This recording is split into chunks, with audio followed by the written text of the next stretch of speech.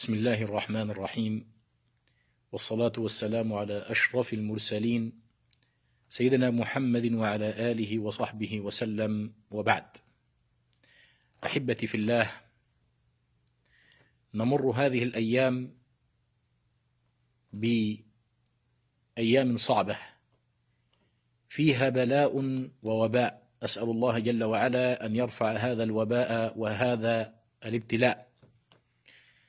لكن للأسف كثير من الناس نظر إلى النصف الكوب الفارغ نظرة سوداوية، أصابه الاكتئاب، مع أن الإنسان المسلم مأمور بأن يحسن الظن بالله جل وعلا، ولذلك هذه هي دعوة من الرحمن أن يحسن الإنسان الظن بالله جل وعلا، ودعوة الشيطان هو أن يتشاءم الإنسان ويصيبه الاكتئاب والملل، لكن دعوة الرحمن هو أن يحسن الظن بخالقه.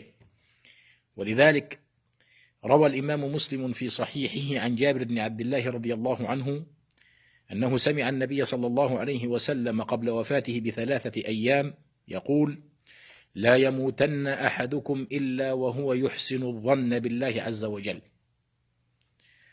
حينما ننظر إلى كتاب الله عز وجل نجد أن الظن ورد بمعنيين: المعنى الأول اليقين في قوله جل وعلا: قال الذين يظنون أنهم ملاقوا الله كم من فئة قليلة غلبت فئة كثيرة بإذن الله. والمعنى الثاني الشك والتهمة، ورد في قول الله جل وعلا: من كان يظن أن لن ينصره الله في الدنيا والآخرة فليمدد بسبب إلى السماء ثم ليقطع. صنف العلماء أحكام الظن إلى أحكام عدة، لكن ما نحن بصدده في هذه الخاطرة هو أن سوء الظن بالله عز وجل محرم والعياذ بالله. إذن حسن الظن أمر واجب محتوم على المسلم أن يحسن الظن بالله عز وجل. ولذلك في الحديث القدسي الذي رواه الإمام أحمد في مسنده عن أبي هريرة رضي الله عنه أن رسول الله صلى الله عليه وسلم قال: قال رب العزة: أنا عند ظن عبدي بي، فإن ظن بي خيرا فله، وإن ظن بي شرا فله. معنى هذا الكلام أن الله جل وعلا يعاملنا على نوايانا، فالإنسان المريض إن ظن أن الله سوف يشفيه فسوف يشفى بمشيئة الله. الشخص المضيق عليه في الرزق إن ظن أن الله سوف يوسع عليه في الرزق فسوف يوسع الله عليه في الرزق. فنحن في هذا البلاء وهذا الوباء إن أحسننا الظن بالله بأنه سوف يرفع هذا البلاء والوباء فسوف يرفعه. أما إن تشاءمنا وتطايرنا فالله جل وعلا يفعل معنا على قدر نوايانا. فالواجب تغليب جانب الرجاء على جانب الخوف. ثم بعد ذلك لله أرحم بعباده من أن ينتقم منهم، رحمة الله واسعة، الله غفور رحيم، والله لطيف خبير. في الحديث الذي رواه الإمام مسلم عن أبي هريرة رضي الله عنه أن رسول الله صلى الله عليه وسلم قال: جعل الله الرحمة 100 جزء فأمسك عنده 99 وأنزل جزءا واحدا يتراحم فيه الخلق، حتى إن الفرس لترفع حافرها عن ولدها خشية أن تصيبه. حديث آخر يصور مشهدا من مشاهد الآخرة. هذا الحديث أخرجه الإمام مسلم في صحيحه أن النبي صلى الله عليه وسلم قال: إذا كان يوم القيامة يخرج الله رجلين من أهل النار فيقال لهما: كيف وجدتما منقلبكما وسوء مصيركما؟ فيقول: وجدنا شر منقلب وأسوأ مصير. فيقول الله عز وجل: ذلك بما قدمت أيديكما وما أنا بظلام للعبيد. ثم يؤمر بهما إلى النار مرة ثانية، فيسرع أحدهما الخطى ويبطئ الآخر، فيقال للذي أسرع: ما الذي حملك على ما صنعت؟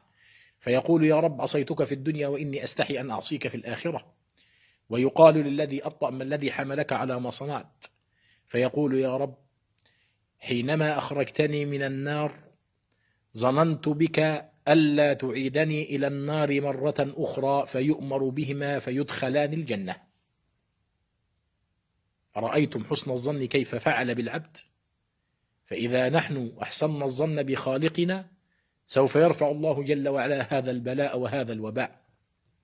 حسن الظن طريق موصل إلى الجنة. حسن الظن دليل على كمال الإيمان وحسن الإسلام. حسن الظن برهان على سلامة القلب وطهارة النفس. حسن الظن علامة من علامات حسن الخاتمة. حسن الظن لا يتأتى إلا عن طريق مدى معرفتنا بالله عز وجل ومعرفتنا برحمته ومغفرته.